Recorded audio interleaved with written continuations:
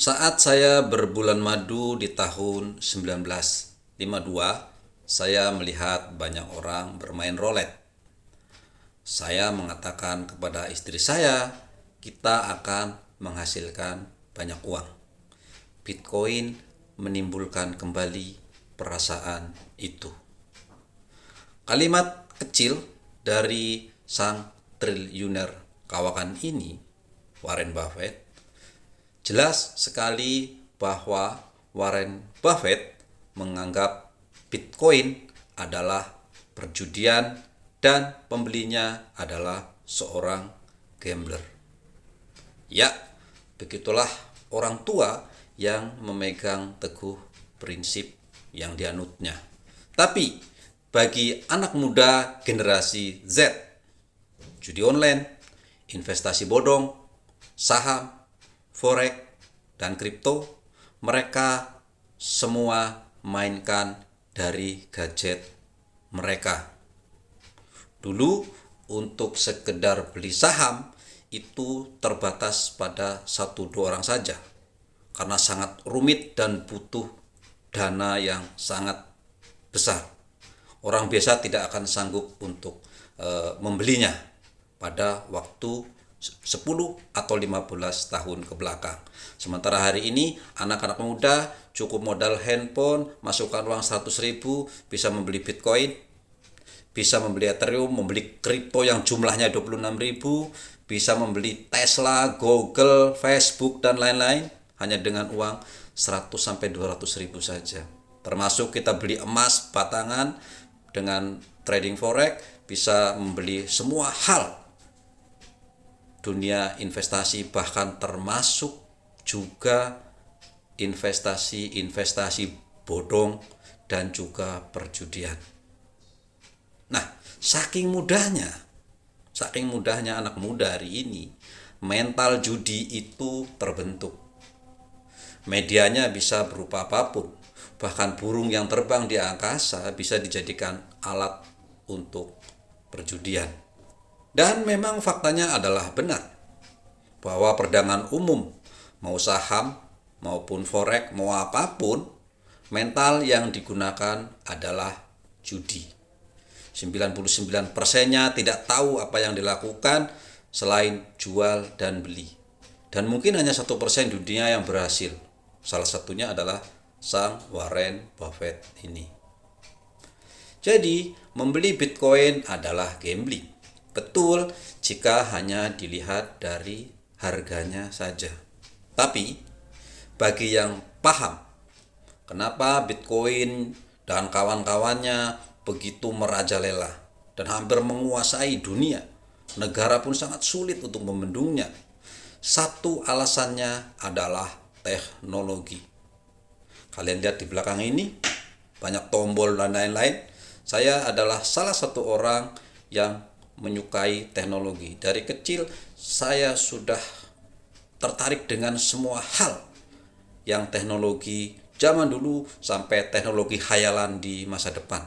Termasuk salah satunya adalah blockchain. Kenapa ini adalah sebuah teknologi? Karena blockchain dan salah satunya adalah Bitcoin ini tidak akan pernah ada tanpa adanya teknologi. Bitcoin is nothing kalau tidak ada teknologi. Dalam white papernya, kalian bisa baca, kalian bisa download, kalian bisa pelajari. Nanti linknya saya sisipkan di deskripsi kalau kalian membaca. Yang bahasa Indonesia ada, bahasa Inggris juga ada. Dalam white paper yang disuguhkan oleh Satoshi, itu adalah sebuah teori guys, di atas kertas. Cuman sekedar tulisan saja, beberapa lembar. Yaitu sebuah sistem keuangan yang tidak terpusat. Jadi sistem keuangan itu yang tidak berpusat seperti bank. BCA berarti kendali ada di tangan BCA, ada di tangan pemiliknya. BRI ada di BRI, OVO ada servernya dan lain sebagainya, ada yang mempunyai. Sementara Bitcoin itu tidak ada. Satoshi hanya membuat white paper, dibuat beramai-ramai, tidak ada yang menguasai. siapapun tidak bisa memblokir, tidak bisa menghentikan, dan tidak bisa menghancurkan kecuali dengan teknologi. Nanti kita akan ulas ke bawah teknologi apa yang kemungkinan akan bisa menghancurkan Bitcoin. Jadi Bitcoin ini tidak ada satupun negara yang menguasainya, tidak ada. Karena Bitcoin adalah sebuah negara seperti layaknya sebuah negara dalam dunia maya yang punya jaringan sendiri dan dunianya sendiri. Jadi antara Bitcoin di dunianya maya dan perbankan mungkin di dunia nyata kita sehari-hari. Jadi dalam teorinya itu ada sebuah teknologi bagaimana matematika digabung dengan jaringan internet, dengan kriptografi, dengan inskripsi, deskripsi dan lain-lain. Itu sebuah teknologi yang mana itu harus dijalankan di jaringan yang namanya internet. Teknologi internet sudah sangat maju. Mungkin kalian bisa lihat dulu internet dari zaman dial up titik 2G generasi pertama, kemudian 2G, 3G, 4G, sekarang mau 5G. Jaringan internet juga perlu penghubung. Nah, teknologi untuk menghubungkannya juga butuh teknologi yang sangat tinggi. Dulu mungkin kita hanya menggunakan kabel tembaga yang ditarik dari satu server ke server lainnya, satu router ke router lainnya, satu komputer ke komputer lainnya menggunakan kabel tembaga.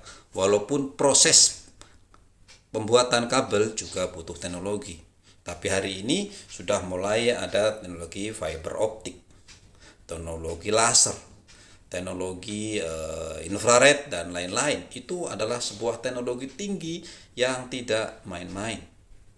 Kemudian teknologi radio, seperti tadi saya bilang, teknologi 2G bahkan sampai 6G depan.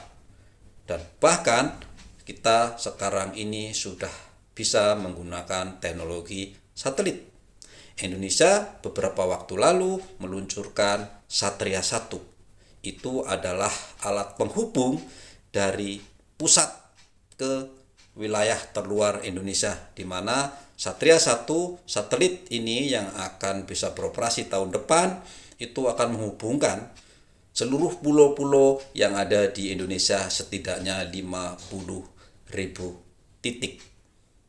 Itu yang sudah ada. Kemudian secara global ada SpaceX lewat Starlink-nya, yang mana di masa depan SpaceX akan membungkus planet ini dengan jaringan satelit yang bisa kita nikmati dimanapun, di belahan bumi manapun.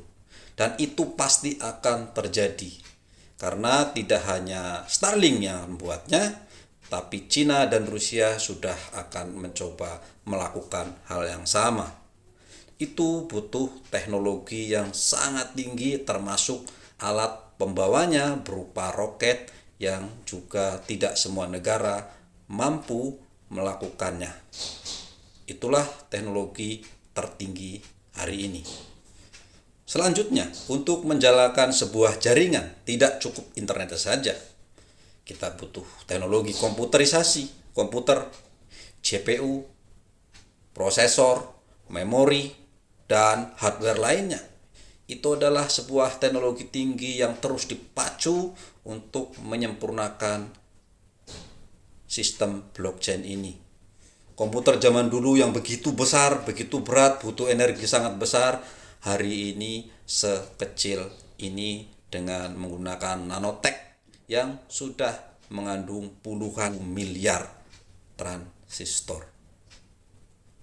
Itu adalah teknologi hardware-nya.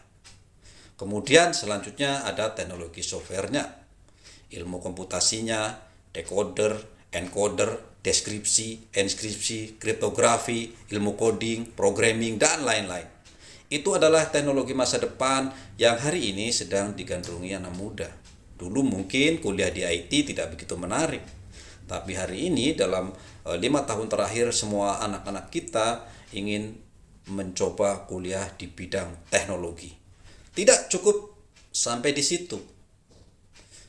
Untuk menjalankan jaringan Bitcoin butuh energi yang sangat besar. Bagaimana blockchain ini memaksa dunia harus merubah semua pembangkit listrik yang mengotori lingkungan, mulai dari tenaga diesel dan juga batu bara harus dirubah menjadi energi surya, energi angin, energi panas bumi, energi gelombang laut, bahkan energi nuklir. Kenapa begitu? Karena energi listrik yang dibutuhkan oleh miner Bitcoin dan juga beberapa koin yang menggunakan proof of work sekarang ini membutuhkan 127 terawatt hours, 127 terawatt. Itu hampir separuh listrik Indonesia yang setidaknya hari ini 307 terawatt hours per tahun. Itu sangat besar sekali. Kebutuhannya separuh listrik Indonesia. Sebagai tambahan, konsumsi listrik sejagat itu adalah 23 juta gigawatt atau sekitar 23.390 terawatt hours listrik yang digunakan. Itu bukan teknologi ecek-ecek. Butuh sumber daya yang super tinggi dan biaya yang sangat mahal. Negara maju dipaksa untuk melakukannya. Jadi, blockchain ini, kripto ini itu cukup mengancam eksistensi dari sistem perbankan yang ada hari ini. Makanya banyak negara, banyak orang besar, semua orang yang sudah di sistem perbankan secara akut dari 100 tahun yang lalu, dia akan mencoba menahan, membentengi, bahkan bagaimana caranya menghancurkan Bitcoin ini. Walau hari ini tidak ada yang berhasil menghancurkan Bitcoin karena jaringannya sebegitu besar sehingga sangat sulit untuk dihancurkan. Setidaknya hari ini sudah ada 40.000 lebih node atau komputer di seluruh dunia yang mengontrol Bitcoin. Untuk menghancurkan Bitcoin, setidaknya negara, institusi, hacker atau apapun, dia harus menguasai di atas 20.000 komputer di dunia secara bersamaan dalam waktu yang sama. Dan kita tidak tahu mereka ada di mana, milik siapa, IP address-nya berapa, dan lain-lain. Itu butuh sumber daya yang sangat besar. Makanya teknologi kemudian berkembang. Komputer biasa sudah tidak sanggup untuk membobol blockchain. Di masa depan ada sebuah alat namanya komputer kuantum, di mana hari ini miliaran dolar digelontorkan untuk membuat komputer yang satu ini. Karena ini adalah jawaban satu-satunya untuk menghancurkan matematik. Secara teoritis itu bisa dihancurkan. Dan jika ini berhasil, maka kemungkinan blockchain dengan sangat mudah dilumpuhkan atau bahkan dihancurkan. Tetapi tentu saja ada penghancur, pasti akan ada pembentengnya. Jika komputer kuantum digunakan untuk menghancurkan blockchain, maka komputer kuantum juga akan dipakai untuk jaringan blockchain sebagai pertahanannya. Itu sudah akan pasti. Itulah teknologi yang anak muda hari ini, generasi Z, hari ini AI berkembang lebih dulu ketimbang komputer kuantum.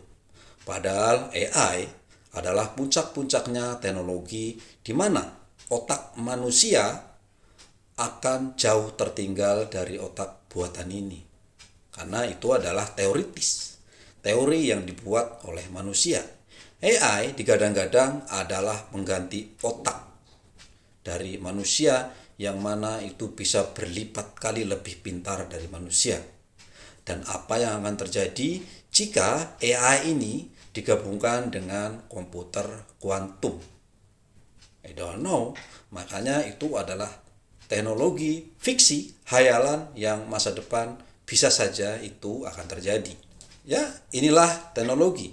Tantangannya sangat luar biasa besar, belum lagi mimpi manusia hidup di planet, bahkan hidup antar bintang. Di masa depan tidak akan ada perbankan yang sanggup menjembatani ini.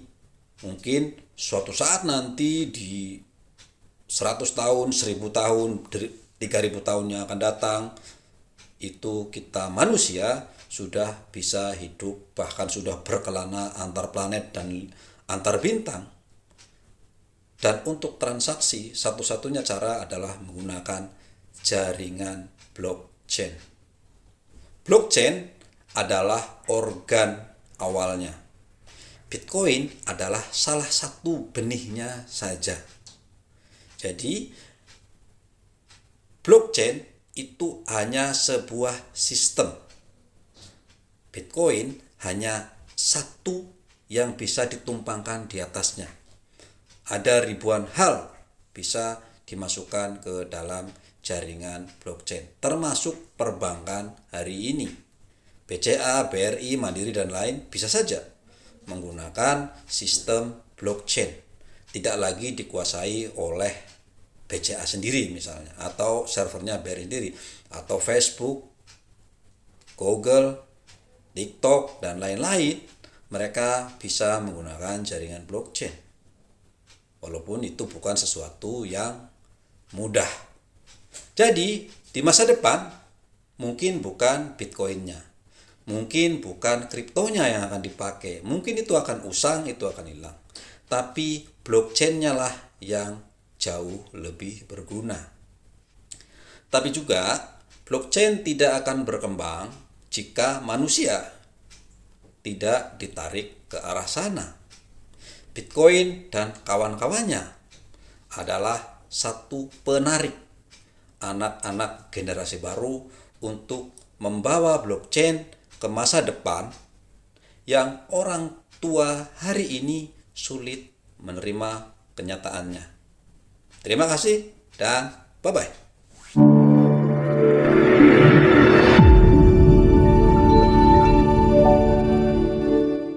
Disclaimer, semua video bersifat edukasi, dilarang mengikuti segala kegiatan mengatasnamakan channel ini. Forex, saham, dan kripto adalah bisnis beresiko tinggi dan bukan tempat mencari kekayaan dengan cepat. Tidak menerima titipan dana atau giveaway atau hadiah atau apapun bentuknya. Berhati-hatilah terhadap penipuan dan manipulasi yang menyerupai perdagangan aset ini.